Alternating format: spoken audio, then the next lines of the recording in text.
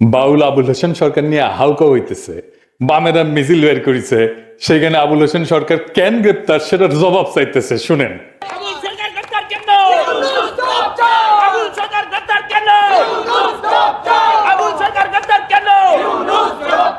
তো কেন গ্রেপ্তার করছে এটা তো পুলিশকে জিজ্ঞেস করলেই হয়। হাসিনার পুলিশ তো না, জবাব দিয়ে দিবে। মিছিল করে জবাব চাইতে হবে কেন? আচ্ছা, সে কি বলছে জানেন? শুনিছেন? আচ্ছা, আমরা একটু শুনি কেন গ্রেপ্তার করা হয়েছে, এখানে তার জবাবটা আছে, শুনেন। আর যদি তুমি না থাকে, আল্লাহ এক আল্লাহ হয়, তাহলে দরবার থেকে খেলাফত দিলে দরবারের যে কম পড়ে না, আরো বাড়ে। তোমার মতো আরো 10টা 20টা আল্লাহ, 200-400 আল্লাহ যদি আরো বানাই দিতে, তাহলে তোমার আরো দাম বাড়তো। এটা তো তুমি করলে না। এত বুঝো তা তো বুঝো না। আল্লাহর কথার কোনো গোয়া মাথা আমি কিছুই পাই না। মাথা কোনটা গোয়া কোনটা এটা আমি পাই না। কেন পাই না? এই যে একটা কথা বলছে, আওয়ালুমা খালাকুল্লাহে ইশক, প্রথম সৃষ্টি ইশক। আওয়ালুমা খালাকুল্লাহে মিন নূরি, নূর, প্রথম সৃষ্টি নূর। আওয়ালুমা খালাকুল্লাহে আরশ, প্রথম সৃষ্টি আমার আরশ। দেখেন, আওয়ালুমা খালাকুল্লাহে রূহ, প্রথম সৃষ্টি আমার রূহ। কয়টা হয়েছে? এক মুখ হচ্ছে দুই কথা কয়। হ্যাঁ, মুখ কয় না হুক কয়? এক মুখে দুই কথা কইলে হ্যাঁ মুখ থাকে, হ্যাঁ তো মুখ থাকে না, তো হুক হয়ে যায়। আল্লাহ যে কইল প্রথম সৃষ্টি আমার ইশক, প্রথম সৃষ্টি আবার কয় আমার আরশ, প্রথম সৃষ্টি আবার কয় নূর, প্রথম সৃষ্টি আবার কয় রূহ। আল্লাহ এক মুখে যে এত কথা কয়, আল্লাহর মুখ কয়টা? খালি কয়টা না, ওটা মুখ না হুক। সেটা হইলো একটা দাড়ির মধ্যে 70 জন করে ফেরেস্তা। তুমি প্রত্যেকদিন ফেরেস্তা গোয়া খাইতে ভালো। শুনেছেন তো? এখন এই বাউলের মুক্তি চাইতেছে। এই আবুল হোসেন তো ধান্দাবাজ, মুজিবের বন্দনা করিছে, হাসিনার বন্দনা করিছে, এখন বিএনপির হয়ে ভোট চাচ্ছে। বিএনপির মিটিং এ কিন্তু এগুলো কথা কইছে। ওইখানে দেখেন, সামনে হইলো জাতীয় নির্বাচন। আমার আফরোজা খান রিতাফা নমিনেশন পাইছে না ধানের শীষে। সামনে ধানের শীষ প্রতীকে আফরোজা খান রিতাফার জন্য আমি আপনাদের কাছে দোয়া চাই, ভোট ভিক্ষা চাই। দেখেছেন? এবার এডিটর সাহেব এনা শুনে দেন মুজিব বন্দনা। মানে সব আওয়ামী লীগ এখন বিএনপি হয়ে গেছে।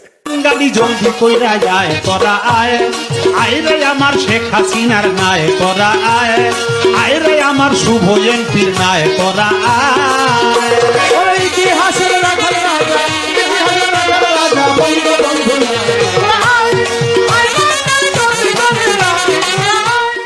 তো এই যে বিএনপির প্রোগ্রামে যায় যে সমস্ত কথাবার্তা কইছে, বিএনপির একটা লোক উঠে যায়, তাকে ঠেকাইলো না কেন? বিএনপি তো ওয়াজে যে কার বিরুদ্ধে, বিএনপির বিরুদ্ধে কথা বললে তো একেবারে ওখানে আলেমদের সাথে ঝগড়াঝাটি গালাগালি এই সমস্ত করে। তো দেখবেন, দু একটা দেখবেন যে বিএনপি যে কি করে ওয়াজের ইয়েতে উঠে, মঞ্চে উঠে আলেমদের সাথে কি করে দেখবেন। তো ওইখানে যে তারা কেন ঠেকায় না দেখেন। আমার কথা তো বলতে দেবেন, তা বলতে না দিলে আমি কি করে বুঝাবো? ফালতু কথা বলি দেন, বলো খবরদার। ল্যাঙ্গুয়েজ সোজা করেন না, সোজা করে দেবো কিন্তু একদম বলেন। ল্যাঙ্গুয়েজ সোজা করে বলেন। আমি বলছি আমার কথা তো বলতে দেবেন। ল্যাঙ্গুয়েজ সোজা করে দেবো কিন্তু একদম। বিহার পিলা কম নাগাদ ভগর ভগর করতে জানি, খাবার দেবো, একটা চোখ বাসটা করে দেবো কিন্তু একদম। আমি প্রশ্ন করলাম যে একজন লোক বলতে আলহামদুলিল্লাহ নামাজ পড়না শুরু না বললি নামাজ হবে না, ফালতু পারতেছি। আমি বলছি আমার উত্তরটা তো দিতে।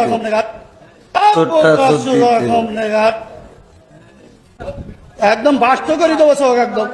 তো আবুল হোসেন বলতেছে মাজার ভাঙের বিরুদ্ধে বলতেছে, তাই না? শুনান তো একটু আরেকবার।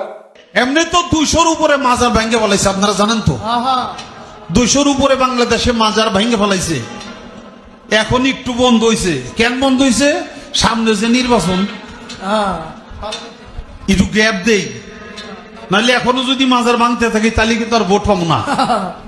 এই জন্য তারা এখন একটু অব্য দিছে, একটু জিরাইতেছে নির্বাচন হয়ে গেলে যদি তারা ক্ষমতা যায় আবার আমাকে বাড়ি ঘর শুদ্ধ ভাঙ্গা করবো, খালি মাজার না।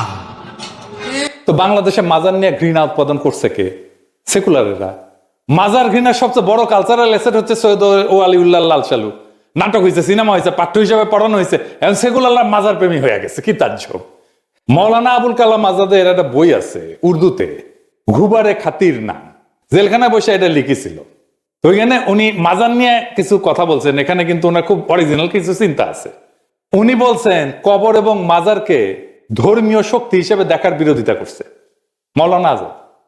উনি বলেন যে ইসলামের মৌলিক বার্তা ছিল তাওহীদ এবং বুদ্ধিবৃত্তি, কিন্তু পরে কিছু মুসলিম সমাজে মৃত ব্যক্তির কবরকে এটার মধ্যস্থতা, বরকত সংগ্রহের স্থান, অলৌকিক শক্তির উৎস বলে গ্রহণ করছে, যা মূলত মূর্তি পূজার আর এক রূপ। তিনি মৌলানা আজাদ এইটাকে ইসলামের বিরুদ্ধে সবচেয়ে বড় বিচ্যুতি হিসেবে দেখছেন। উনি লিখে গেছেন উনি সুফিবাদকে সম্মান করতেন, কিন্তু তার একটা অভিযোগও ছিল। অভিযোগ হচ্ছে সুফিবাদকে মাজার কেন্দ্রিক যাজকতন্ত্রে পরিণত করা হয়েছে। তিনি লিখছেন যে অনেক দরগায় অন্ধভক্তি, করুণার জায়গায় ভয়, যুক্তির বদলে অলৌকিক গল্প, অর্থনৈতিক শোষণ, এই সমস্ত প্রতিষ্ঠা পেয়েছে। এইগুলোকে উনি সামাজিক রোগ বলছেন ওই বইতে। উনি বলছেন যে দরিদ্র অসহায় মানুষের জীবনের বাস্তব সমস্যার সমাধান খুঁজতে গিয়ে মাজারে আশ্রয় নেয়, এবং মাজারের খাদেম এবং পীরেরা এই দুর্বলতার সুযোগ নিয়ে নিজেদের কর্তৃত্ব জাহির করে। উনি বলছেন যে এই ব্যবস্থা মানুষের আত্মমর্যাদা নষ্ট করে, পরনির্ভরতা বাড়ায়, সামাজিক উন্নয়ন থামায় দেয়।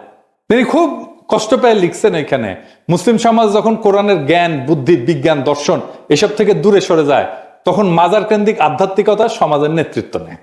উনি একটা টার্ম ইউজ করছিলেন, জ্ঞানহীনতার রাজত্ব, এই মাজার পূজারে উপহাস করছেন। তিনি আরো বলছেন যে অনেক মাজার দরগা এক ধরনের অর্থনৈতিক কেন্দ্র, ক্ষমতার স্থান, স্থানীয় রাজনীতি নিয়ন্ত্রণের যন্ত্র হয়ে পড়ছিল। তিনি মনে করেন যে ইসলামের সত্যিকারের উদ্দেশ্যকে এটা বিকৃত করে দিচ্ছে। একটা খুব চমৎকার কোটেশন আছে এখানে, মানে আমি বাংলা করে বলতেছি, মানুষ অলৌকিকতার পেছনে ছোটে কারণ সে জ্ঞানের আলোয় চোখ খুলতে ভয় পায়। আর সেকুলারদের কাছে মাজার এত গুরুত্বপূর্ণ হয়ে গেল কেন হইলো জানেন? এটার একটা পলিটিক্যাল কারণ আছে, ভূ রাজনৈতিক কারণ আছে। আসেন সেটা একটু দেখি। মাজার হইল Indian soft power, Indian cultural icon, তাই সেকুলাররা এটা রক্ষা করতে চায় যে কোনো ভাবে। বামেরা ঠিক এই কারণেই বাংলাদেশের ইসলামকে পীর আউলিয়ার ইসলাম হিসেবে দেখতে চায়। আপনি দেখবেন মুম্বাইয়ের সিনেমাগুলোতে মুসলমান চরিত্র মানে সে মাজারে যায়, দোয়া পড়ে, সুতা বান্ধে, কাওয়ালি গায়। কেন এইটার পিছনের রাজনীতিটা কি? এই যে মুসলমান মানেই মাজারে যাওয়া, স্টেরিওটাইপটা হঠাৎ করে সৃষ্টি হয়নি। এটা একটা ঐতিহাসিক, রাজনৈতিক এবং সাংস্কৃতিক নির্মাণ, যার সূত্র 3টা পর্বে। 1940 থেকে 1950-এর দশক, যেখানে সেকুলার ইন্ডিয়া প্রজেক্টকে তারা বাস্তবায়ন করতেছিল। ভারত রাষ্ট্র নিজেকে সেকুলার দেখাতে চাইছিল। তো হিন্দু মুসলমান ঐক্য দেখানোর সবচেয়ে সহজ ভিজুয়াল প্রতীক কি? মাজার, যেখানে ধর্মীয় মিশ্রণ, সঙ্গীত, লোক বিশ্বাস এগুলোকে রাষ্ট্রীয় ঐক্যের সাংস্কৃতিক আইকন করা যায়। ওই সময় যে সমস্ত মুসলমান চরিত্র সিনেমায় আসতো সেগুলো ছিল সুফির মতো, দরগার খাদেম, কাওয়ালি গায়, দোয়া করে, শান্তি আর প্রেম শেখায়। এইটাই ছিল রাষ্ট্রীয় ন্যারেটিভ। মুসলমান সম্প্রদায় একটা মিস্টিক্যাল, স্পিরিচুয়াল এবং নন পলিটিক্যাল। 1938-এ একটা সিনেমা হয়েছিল ধাত্রীমাতা, দরগা এবং এই মিলনের ভাব নিয়ে। 43 সালে নাজমা বলে আর একটা বিখ্যাত সিনেমা ছিল মুসলিম সমাজের সাংস্কৃতিক আধ্যাত্মিকতা নিয়ে।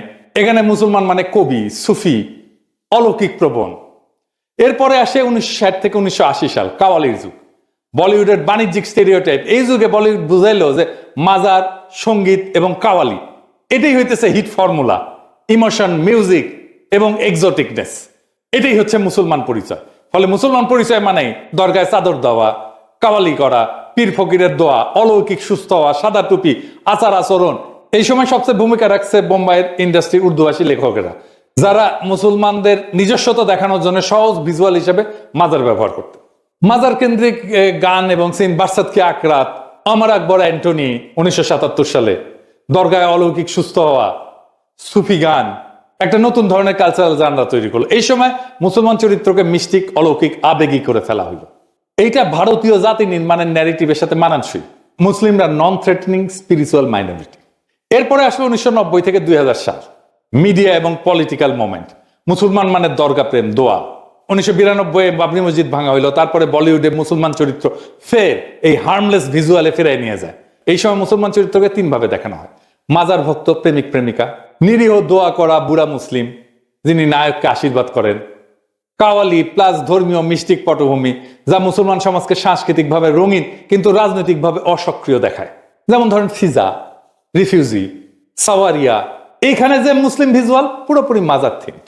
এমনকি যোধা আকবরেও দেখবেন মাজারের দোয়া গ্রহণে, মাজারের দোয়া নেওয়ার দৃশ্য। কেন মুসলমান মানেই মাজার ইন্ডিয়ান কালচারে? কারণ ভারতীয় মূলধারা ইসলামকে সুফি লোক ধর্মীয় করে প্রদর্শন করতে চায়, পলিটিক্যাল ইসলামকে না। মাজার ছিল নিরাপদ অবিতর্কিত মুসলিম ইমেজ। রাজনীতির দিক থেকে এটা ছিল মুসলমানদেরকে একটা ডিপলিটিসাইজ মিস্টিক্যাল কমিউনিটি হিসেবে উপস্থাপনের প্রকল্প। আর বলিউডের কাছে ছিল ভিজুয়াল শর্ট হ্যান্ড, এটাই মুসলিম চরিত্রের সাংস্কৃতিক মার্কার। তার মানে মাজার কেন্দ্রিক যে মুসলিম ইমেজ আসলে একটা নিয়ন্ত্রিত উপস্থাপন। এটা মুসলিম সমাজের বাস্তব বৈচিত্র্য মুছে দিয়া তার সফট মিউজিক লাভিং স্পিরিচুয়াল নন থ্রেটেনিং মাইনরিটি হিসেবে উপস্থাপন করে। এখন আসেন বাংলাদেশের সাধারণ মানুষ ধর্ম অবমাননার প্রতিক্রিয়া কেন দেখাবে? বাংলাদেশের সাধারণ মানুষ ধর্ম অবমাননার প্রতিক্রিয়া দেখাবে কেন জানেন? এটার একটা গভীর রাজনৈতিক সাংস্কৃতিক কারণ আছে এবং অর্থনৈতিক কারণ আছে। বাংলাদেশ একটা দরিদ্র রাষ্ট্র। এই রাষ্ট্রের বেশিরভাগ নাগরিক দরিদ্র। তাদের জীবনে কোনো স্বপ্ন নাই, কোনো সার্থকতা নাই। সন্তানকে ভালো মতো খাওয়াইতে পারে না, অসুখে চিকিৎসা পায় না, শৈশবে শিক্ষা পায় না, যৌবনে কাজ পায় না, উৎসবে আনন্দ করতে পারে না। এদের জীবনে তো কোনো হাসি নাই, কান্নাও গেছে শুকায়। এদের একটাই সম্পদ, একটাই স্বপ্ন, যদি পরকালে খোদা তাআলার দয়া হয় তাহলে হয়তো বেহেশতে ঢুকতে পারবে। এই জন্যই বাচ্চাকে মাদ্রাসায় দেয়। সে জানে একজন আলেমের সুপারিশ খোদা তাআলা শোনেন। তার একটা ইহকাল আপনারা দিতে পারেন না, তার পরকালের স্বপ্ন আপনি কায়দা নিতে চান কোন অধিকারে, কোন সাহসে? সারাক্ষণ খোঁচান আপনার প্রগতিশীলতার কুরকুরানি দিয়া। আপনি তো আপনার সেকুলার দর্শনে বলেন প্রাইভেট স্পেসে ধর্ম পালন করতে, তো আপনার অধর্ম, আপনার ধর্ম বিশ্বাস আপনি প্রাইভেট স্পেসে করেন, যা খুশি করেন। পাবলিক স্পেসে এসে আপনি মানুষের ধর্ম নিয়ে কুরকুরানি দেখান কেন? আপনি তো আগে খোঁচান, তারপরে ওরা প্রতিক্রিয়া দেখায়। খোঁচানো বন্ধ করেন, প্রতিক্রিয়া বন্ধ হয়ে যাবে। বাংলাদেশ যে মুসলমান সংখ্যাগরিষ্ঠের দেশ, এটা তো তার অপরাধ না, এটা তার বৈশিষ্ট্য। এই বৈশিষ্ট্য তো আপনাকে বিবেচনা করতে হবে। আপনার রাজনীতি, আপনার সমাজ নির্মাণে আপনাকে এটা বিবেচনা করবেন না আপনি? আশ্চর্য ব্যাপার। আপনার তো ইউরোপে আসলে তো ক্রিসমাস দেখলে, ক্রিসমাস ট্রি দেখলে, ক্রিসমাসের সাজানো দেখলে আপনার তো গা চুলকায় না। কিন্তু বাংলাদেশে আপনার কোরবানি নিয়ে চুলকানি কেন? নামাজ নিয়ে চুলকানি কেন? মসজিদে আজান নিয়ে চুলকানি কেন? হিজাব নিয়ে চুলকানি কেন? পাইছেন কি? এত চুলকানি থাকলে ইউরোপে চলে আসেন, নয়তো ইন্ডিয়া চলে যান। আদর করে ইন্ডিয়ায় রেখে দিবে। বাংলাদেশে পড়ে আছেন কেন রে ভাই? আপনিও শান্তি পান, বাংলাদেশে মানুষের শান্তি পাক। অশান্তির মধ্যে থাকার কোনো দরকার আছে? বাংলাদেশকে যদি সত্যিকার অর্থে শান্তিপূর্ণ একটা সমৃদ্ধশালী রাষ্ট্র হিসাবে তৈরি করতে চান, ইনসাফপূর্ণ রাষ্ট্র হিসাবে তৈরি করতে চান, তাহলে আপনাদের এই কুরকুরানি বন্ধ করতে হবে, ইসলাম বিদ্বেষ বন্ধ করতে হবে। তাছাড়া বাংলাদেশ কখনো শান্ত হবে না। এই সহজ সত্যটা মনে রাখবেন, তাহলেই আগামীর বাংলাদেশ আপনি ঠিকঠাক গড়তে পারবেন। সেই বাংলাদেশ গড়ার অপেক্ষায় থাকলাম। ইনকিলাব জিন্দাবাদ।